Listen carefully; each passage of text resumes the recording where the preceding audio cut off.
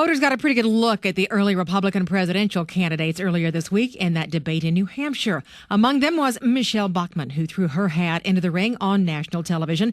This as Governor Rick Perry continues to hint that he's going to be running. Just a thought process that I think I need to go through as an individual, realizing the cost both physically, mentally, and what this does to me, my family, and what have you. We'll go through that, give it the appropriate thought, and we have some time.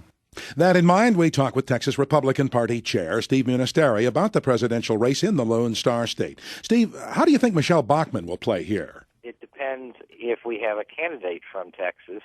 You know, if Governor Perry gets in the race, I think he would be the prohibitive favorite, but I think Michelle Bachmann has a constituency, and I think she has particular appeal to Tea Party groups, so I think she'll be a strong candidate. We had two Texas possibilities here. We are talking Rick Perry, also Ron Paul.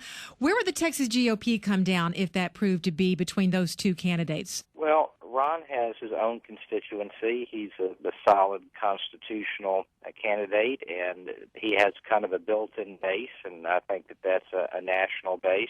But Perry has run here very strongly, and I think all objective observers would say that Governor Perry would be the favorite here in Texas. According to the Dallas Morning News, if Rick Perry runs, he would start with only limited support from Texans in Congress, apparently because they feel that he hasn't really differentiated between Democrats and fellow conservatives when he criticizes Washington. Do you think that he can win them back? Absolutely, and it's early, and a lot of times people have an opportunity as a campaign goes on to open up lines of communications that they might not have in their regular course of business. And I also would point out that, for example, Ronald Reagan won the 1976 primary here overwhelmingly, and he had only one congressman supporting him, and that was Ron Paul, and the U.S. Senator and all the other elected officials, with the exception of three, supported Gerald Ford, and he was able to win the primary overwhelmingly. Well, the governor is in New York, possibly talking to some high-dollar donors. What can you tell us about that? Well, all I can tell you is what we pick up from talking to people around him, and that is that he's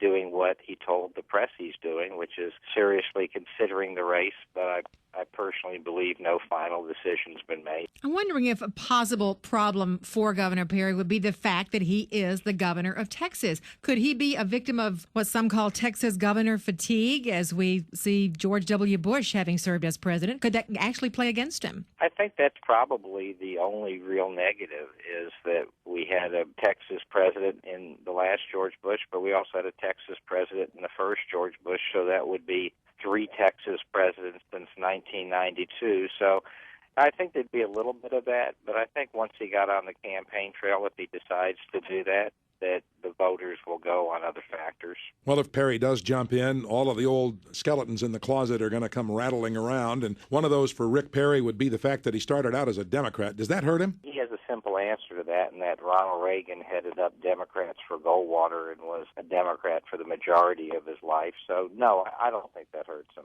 Any idea when we might be hearing something from Rick Perry, definitively? I don't have any specific information.